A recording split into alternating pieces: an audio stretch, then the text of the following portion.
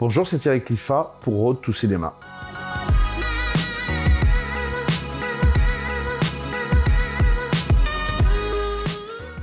Bonjour Thierry, merci beaucoup d'être là. Je suis très heureux d'être là. Tu as travaillé dans plusieurs domaines, tu es réalisateur, metteur en scène de théâtre et de cinéma, et tu as été journaliste pendant très longtemps aussi chez Studio, pendant près de 10 ans, et tu as été sur les tournages auprès des actrices, des acteurs et des réalisateurs. D'où t'es venue cette passion pour les cinéastes et pour les passionnés de cinéma? J'allais au cinéma avec ma grand-mère quand j'avais dès l'âge de 5 ans, et il y avait entre nous un pacte qui était un film pour elle, un film pour moi. Donc très très jeune, je suis tombé vraiment dans la marmite. J'ai toujours dit je ferai du cinéma d'une manière ou d'une autre. Je suis parti de cette génération, c'est davantage les magnétoscopes, les vidéoclubs, donc où j'ai commencé à voir beaucoup de films.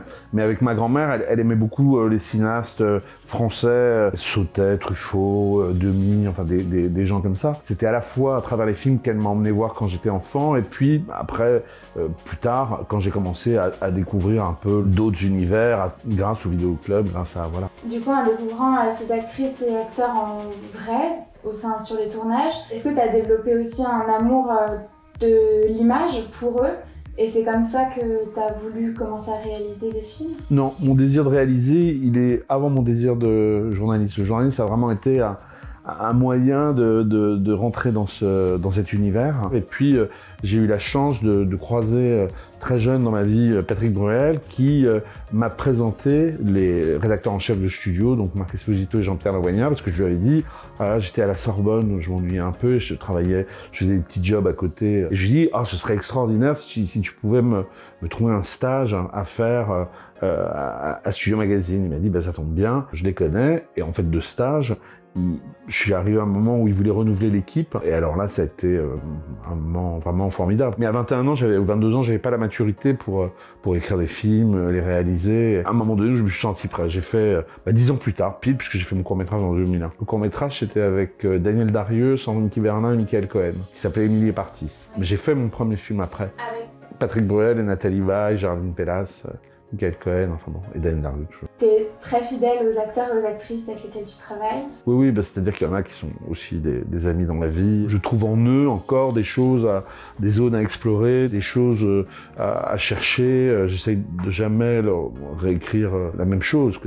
Et c'est pas une facilité non plus. Il faut pas que ça devienne une facilité de se dire, bon, aucun d'eux, en tout cas, ne les fait pour me faire plaisir, ou moi, vice-versa, écrire un film pour faire plaisir. Est-ce que dans les choix que tu as fait de casting dans tes films, tu dirais que c'est toi qui as influencé les personnages et que du coup c'est toi qui as mis de ce que tu projetais en eux, ou tu as laissé beaucoup de liberté à l'acteur de proposer ce qu'il savait faire? C'est un mix des deux, je pense. À la base, par exemple, il n'y a pas plus éloigné que Nicolas Duvauchel et moi, et pourtant, notamment dans les yeux de sa mère, c'était vraiment un personnage qui me ressemblait beaucoup. J'ai eu la chance de travailler surtout avec des actrices et des acteurs intelligents, et des actrices, par exemple, comme Catherine Deneuve, Géraldine Pellas, ou Fanny Ardant au théâtre, tout ça. C'est des femmes qui sont quand même toujours du côté du film, et leurs propositions, je sais qu'elles vont dans mon sens.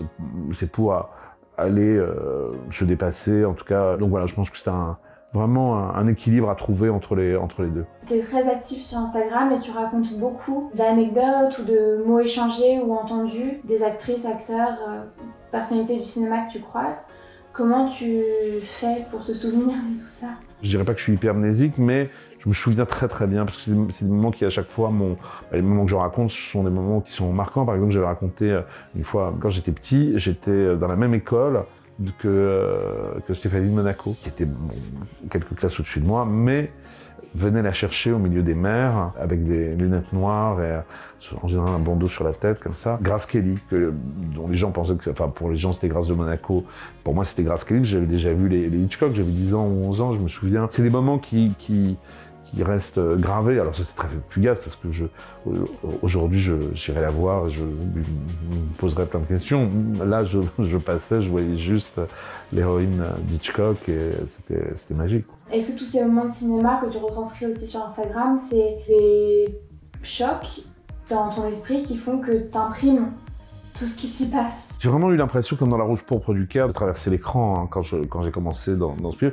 J'ai jamais fantasmé juste sur une image ou C'était toujours lié au film, à des actrices ou des acteurs dans des films et tout ça. Bon, peut-être à part Farah Fawcett, que j'adorais. Carole Bouquet qui disait elle voulait avoir une vraie raison d'exister dans ce milieu, de rencontrer tous ces gens passionnants. Je voulais aussi avoir une raison d'être là. Les images ne m'ont jamais fait fantasmer, à part si elles sont liées à, voilà, au cinéma, à un film. Ça a été assez naturel de passer justement de spectateur à celui qui fait. Ça s'est fait assez naturellement, en fait. Quand je me suis retrouvé sur le plateau de mon court-métrage, c'est que j'étais pas en terrain inconnu. Le premier plan que j'ai tourné, c'était un plan où la caméra était sur Daniel Darieux. Donc on fait la première prise, et je me dis, c'était magique, et donc je dois aller vers elle et donc lui demander, lui donner des indications par rapport, lui dire quelque chose. Et je lui dis ah Daniel, c'était magnifique. Et elle me regarde dans les yeux avec sa cigarette comme ça, et elle me dit ah ça va pas commencer comme ça, moi j'ai besoin qu'on me dirige. Ça a été un peu une leçon dont je me suis toujours souvenu à travers tous les grands acteurs que j'ai pu rencontrer par la suite. L'aspect filial et familial, il se retrouve dans beaucoup de tes films. C'est un sujet qui revient par les cinéastes que tu admires, mais aussi parce que t'en as besoin.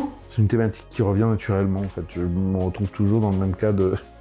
Je veux dire, ça tourne toujours beaucoup autour de ça, mais c'est une matière inépuisable. Tout ce qui a une incidence sur soi sans forcément qu'on le sache. Il y a des choses qu'on a en soi et on met parfois une vie à comprendre d'où ça vient. Et c'est ça qui me passionne. Est-ce que cette famille, elle est aussi liée à la famille du cinéma ? Est-ce qu'elle existe ? Oui, d'une certaine forme, elle existe, cette famille du cinéma. Tout le monde se connaît à peu près, ou enfin en tout cas c'est déjà croisé. Après, voilà, c'est comme dans toutes les familles, il y a des gens avec qui on a des affinités, et puis des cousins germains qu'on ne voit jamais. Comme dans nos familles. Ah oui, c'est exactement ça. Oui, c'est la même chose. C'est un travail très solitaire en premier lieu, et ensuite très collectif, de nouveau solitaire. Moi, je travaille toujours avec un scénariste.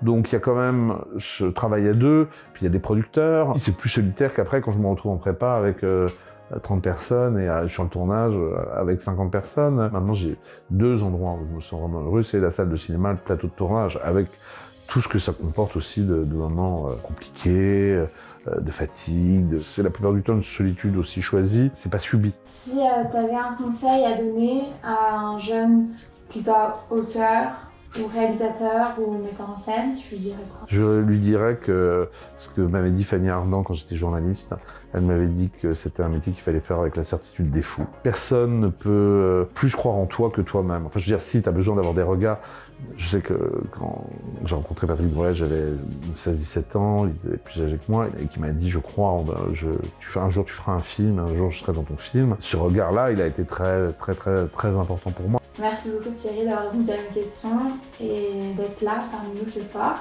Très heureux. C'est partagé. Merci beaucoup. Merci à toi.